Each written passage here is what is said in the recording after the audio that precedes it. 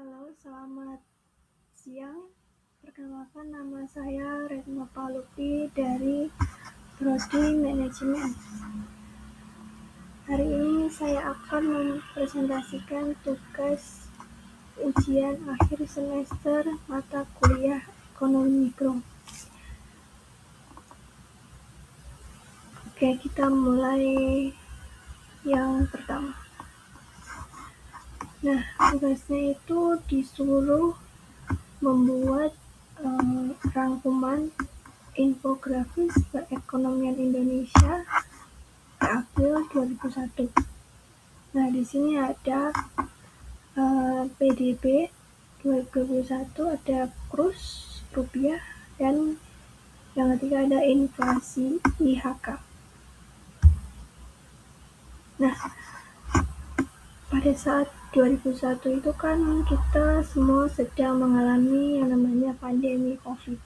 Nah, bagaimana infografis perekonomian Indonesia pada saat tersebut? Menurut PDB kuartal pertama 2021 itu perekonomian kita tercatat minus 0,74%. Lalu kemudian kurs rupiah per dolar Amerika itu menyentuh angka 14.572. Kemudian ada inflasi IHK-nya itu tercatat 1,42%. Nah, selanjutnya, siapakah pihak-pihak yang terlibat di dalam penentuan kebijakan ekonomi Indonesia? Yang pertama ada Presiden dan jajaran kabinet. Fungsi pentingnya apa? Nah, peran pentingnya itu adalah memegang kekuasaan pemerintah tertinggi dan menentukan arah besar strategi pembangunan nasional. Fungsinya yaitu mengkoordinasi visi ekonomi melalui kabinet dan lembaga kepresidenan. Yang kedua ada Bank Indonesia atau BI.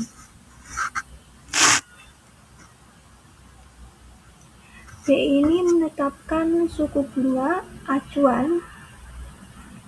Kemudian tugasnya dia itu menentukan suku bunga acuan, lalu menjaga kestabilan rupiah, terus ada lagi serta mengelola inflasi agar tetap dalam batas normal. Itu adalah tugas dari Bank Indonesia. Selanjutnya yang ketiga ada OJK. OJK ini adalah Otoritas Jasa Keuangan.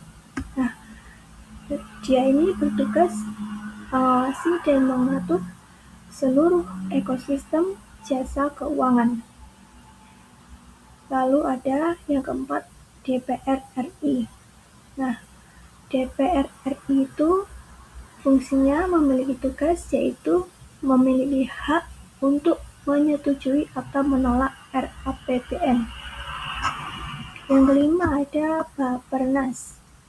Nah, tugasnya itu adalah lembaga perencanaan di balik RAPBN dan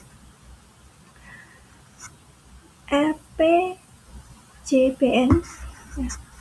Bappenas ini menerjemahkan visi pembangunan ke dalam program konkret yang menjadi acuan seluruh kementerian dan lembaga teknis.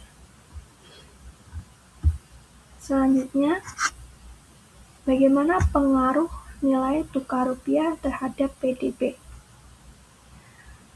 Rupiah ini saat rupiah meningkat dulu ya. Saat rupiah meningkat, dampak ke PDB yaitu ongkos bahan impor jadi lebih murah. Kemudian kapasitas produksi naik. Lalu kemudian ada beban cicilan utang luar negeri berkurang. Kemudian saat rupiah melemah, apa sih resiko yang akan ditimbulkan? Yang pertama adanya harga impor melonjak, memicu tekanan inflasi dari sisi biaya. Lalu, posisi rupiah per April 2021, penguatan rupiah memberi ruang bagi sektor produksi berbasis industri. Kemudian, nilai tukar rupiah per April 2021 itu tercatat 14.572, menguat dibanding awal tahun, yaitu tercatat 14.764, tepatnya pada bulan Januari. Lalu bagaimanakah pengaruh inflasi IHK terhadap PDB? Inflasi IHK per April 2021 berada di 1,42%. Jauh di bawah target BI ya. Lah, dampaknya itu apa? Ketika inflasi rendah, ketika harga tidak melonjak, daya beli rumah tangga lebih terjaga. Nah itu kalau tiba-tiba adanya inflasi ya. Selanjutnya adanya tren pemulihan nyata meski rapuh. PDB Indonesia pada kuartal 1 tahun 2021 tercatat sebesar min 0,74%.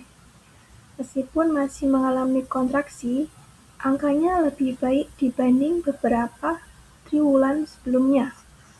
Hal ini menunjukkan pemulihan akibat pandemi COVID-19. Yang kedua, rupiah dan suku bunga bekerja searah. Rupiah yang relatif kuat dan suku bunga rendah membantu menjaga biaya impor tetap terkendali. Yang ketiga, inflasi.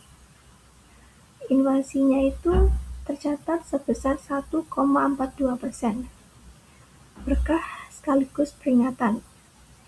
Inflasi yang rendah mencerminkan harga yang relatif stabil, tetapi juga menunjukkan peringatan. Kemudian yang terakhir adalah bagaimana kondisi perekonomian makro Indonesia saat ini pada saat 2021 di tengah pandemi COVID-19. Nah, berdasarkan data Badan Pusat Statistik Ekonomi Indonesia sepanjang tahun 2021 tumbuh sebesar 3,69%, ditopang oleh lonjakan ekspor dan pelonggaran mobilitas masyarakat secara perlahan. Baik, itu tadi rangkuman dari saya mengenai infografis perekonomian Indonesia per April 2021. Apabila ada catatan atau apabila ada kekurangan, saya akan menerimanya dan akan mengevaluasi dan pastinya akan membuat saya lebih baik lagi dan belajar lebih baik lagi. Terima kasih, sampai jumpa lagi.